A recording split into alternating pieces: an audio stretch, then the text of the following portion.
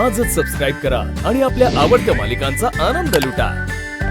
दादा दादा दादा दादा उठ ना दादा दादा वहिनी वहिनी वहिनी तू परत एकदा नीट बघ ना त्याला काहीच नसेल झालं वहिनी बघ ना दादा दादा उठ ना ऐक ना माझं दादा उठ ना ए दादा उठ चल तू ऐकलं नाही का माझं दादा तुला माझी शपथ आहे दादा उठ ना ए ऐक ना माझं दादा तुला तुला आम्हाला त्रास झालेला आवडत नाही ना मग आता बघ किती त्रास होतो आम्हाला तू नको ना दादा दादा तुला ना आमच्या पाठीशी नेहमी खंबीरपणे उभं राहताना बघितलं तू आज असं वागलं कसं होणार मग आमचा दादा दादा उठ ना दादा ऐक की माझं दादा राजू अगं काय नाही झालं आपल्या दादाला बघ ना त्याला काय होऊ शकत नाही कारण त्याला माहिती आहे ना की त्याला काय झालं तर त्याच्या बहिणी जगूच शकत नाहीत ना दादा दादा उठ ना हा उठ ना अरे आजवर तुम्हाला नेहमी आत्मविश्वासाने जगायला शिकवलेस स्वतःचे निर्णय स्वतः घ्यायला शिकवलेस मग आज निम्म्या वाटत आम्हाला सोडून तू नाही जाऊ शकत तू उठ उठ उठ बघू उठ ना दादा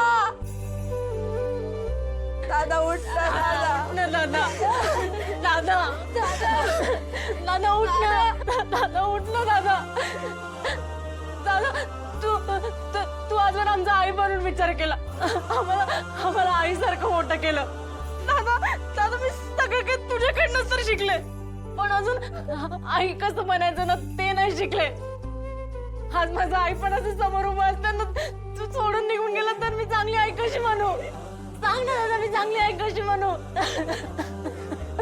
बरं तू कोणाचाच विचार नको करू पण तू याचा तरी विचार कर दादा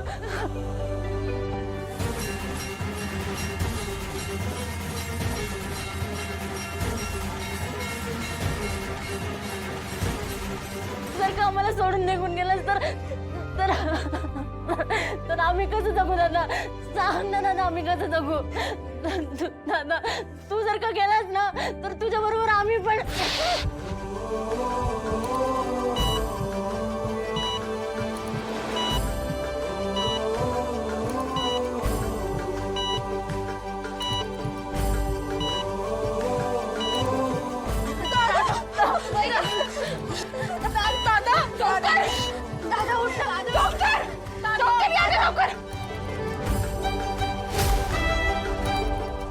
अरे हे कसं शक्य आहे तुम्ही जरा बाजूला व्हा आम्हाला चेक करू द्या जरा प्लीज जरा बाजूला व्हा दादा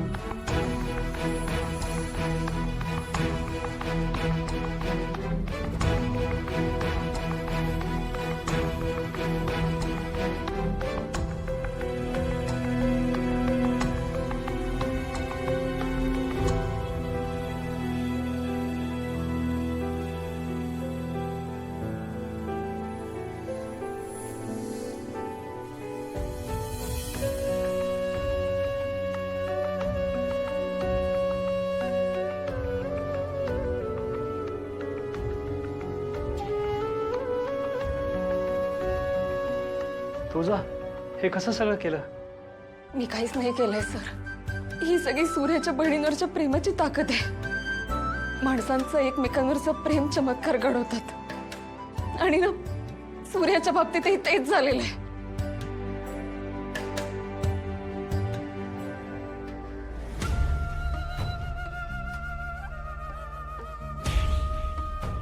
डॅडी मला तर काही कळलंच नाही एवढं सगळं करायची काय गरज होती पाटणकर सर तुझ्या मॅडमच्या एका निरोपर यायला तयार झाले होते मग हे पैशांचं माफ करा डॉक्टर साहेब पण आता तुम्ही नको तिथं डोकं लावताय तरी तुम्ही विचारलं सांगतो कसं असतं शहाण्या माणसाला त्याचं महत्व टिकवून ठेवायचं असेल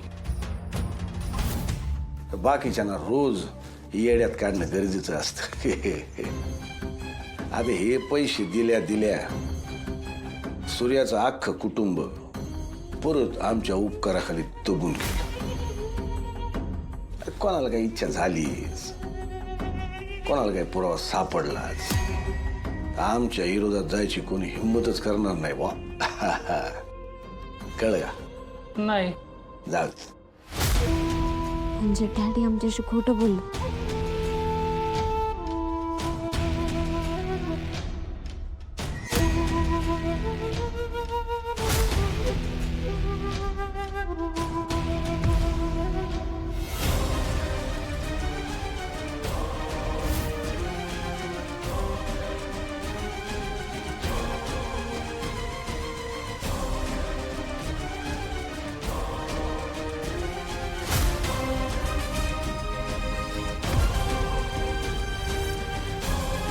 या पोरीने माझं बोलणं ऐकायला नको होतं.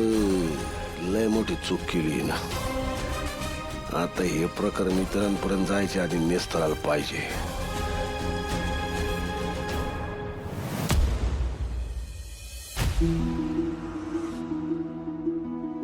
काय तुझा मॅडम, काय म्हणते आता पेशंटची तब्येत? एकदा तुम्हीच चेक करता का प्लीज?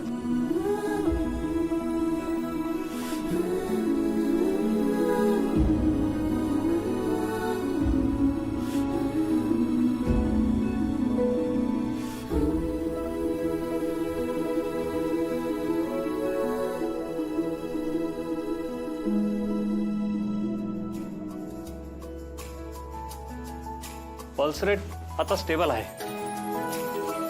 हां, आता मी सांगितलेले पथ्य थोडा दिवस यांना पाळावे लागतील.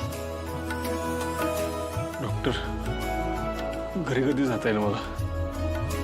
सूर्य, अरे तुझी तब्येत आता बरी आहे, पण अशी गडबड करून कसं चालेल सांग बरं.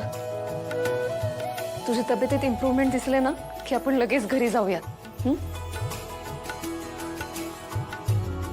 राजू, जरा हात दे.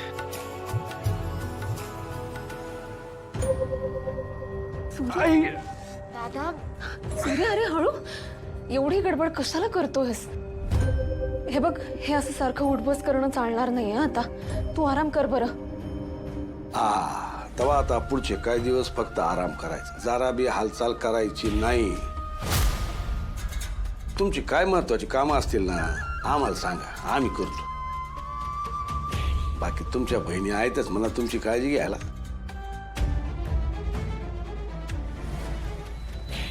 तेव्हा आता काम बंद. दादा, आमचं नाही तर निदान डॅडींचं तरी आहे. आज तू बरा झालास ना, ते फक्त डॅडींमुळे. त्यांनी मदत केली म्हणून तुझं ऑपरेशन होऊ शकलं. आहे का आता येळ काय आमचं कौतुक करायची आहे का? जावई बापूंसाठी 20 लाख काही जास्त आहेत का आम्हाला?